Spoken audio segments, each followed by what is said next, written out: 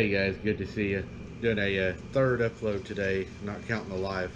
Um, don't forget, next Thursday we're going to have a members only drop on Thursday. And then the topic of Thursday will be discussed Saturday for the live. Should be a pretty good live, but it will be part of the live we're going to have Saturday. The members drop on Thursday. So if you're not a member, you won't be able to see the Thursday drop. Um, August 15th, 2019, which was a full moon, a New Jersey family was fast asleep in their tent on a camping trip when the unthinkable happened. They were attacked by a wolf.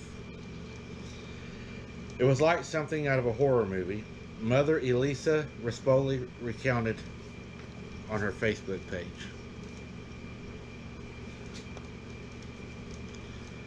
The family was in, and I hope I pronounced this right, Banff National Park in Alberta when the incident occurred. About 1 a.m. Friday, according to the report by the federal agency Parks Canada. Elisa wrote that her husband, Matthew, threw himself in front of her and their two boys while the wolf tore through the tent and clamped onto Matthew's arms. I don't think I'll ever be able to describe the terror, she wrote. The incident felt like an eternity, Elisa said, but I could have been only a few minutes. The wolf was starting to drag Matthew away when the neighboring camper, Russ Fee, heard the family's screams and jumped in to help. Now remember, this wolf is dragging him away. The screams were so intense that I knew it was obviously a terrible situation, Fee told CNN affiliate CBC. So I just kind of kept running at the wolf, and they got the wolf in quotations. And I just kicked it, sort of in the back hip area. This is a hard thing to post since I haven't fully comprehended what had happened yet last night while sleeping.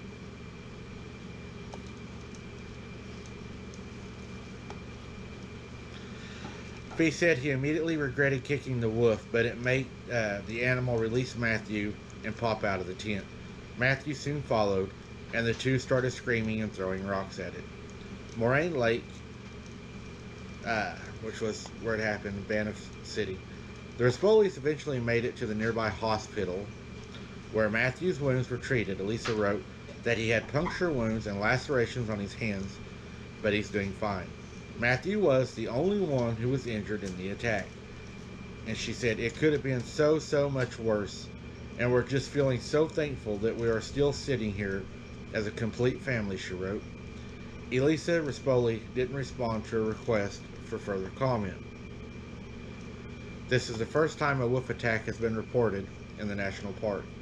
Incidents like these are extremely rare.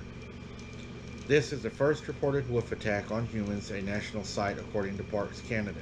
Though there have been attacks in provincial parks, one in British Columbia and one in Ontario.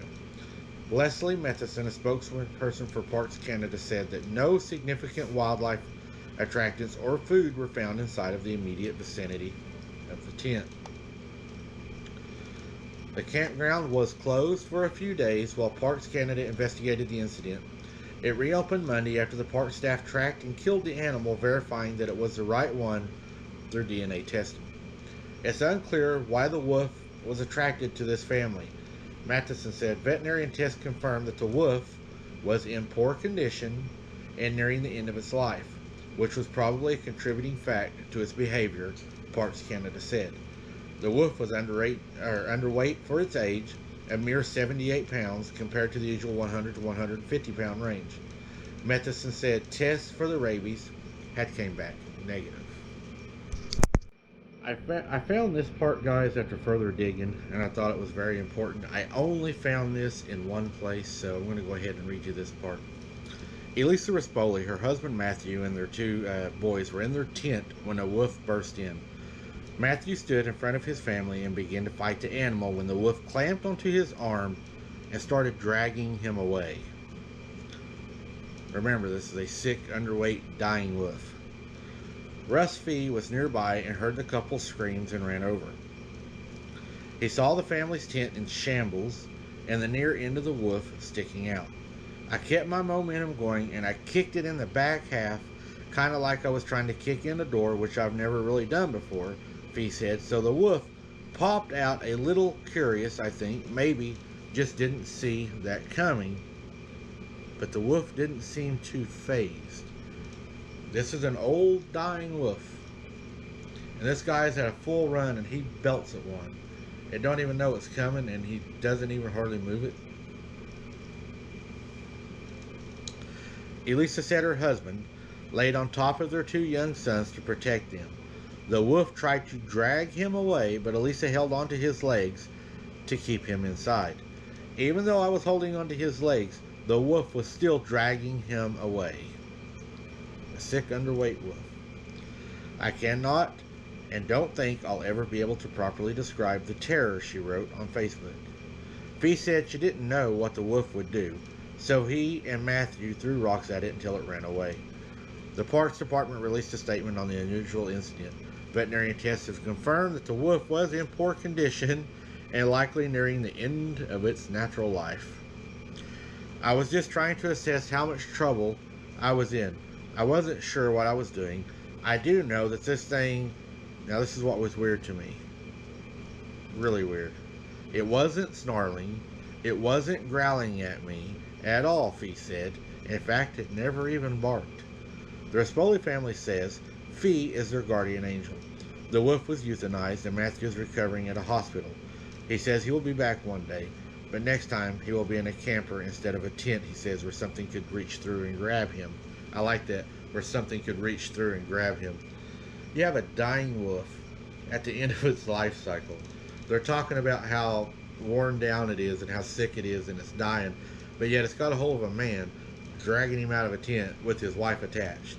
A guy has already belted it and kicked it really hard, and this thing's not growling, snarling, barking, or nothing. That's very, very weird. I had to share this one with you guys because I thought, man, something's up here. This is not what it seems. Too many things are off.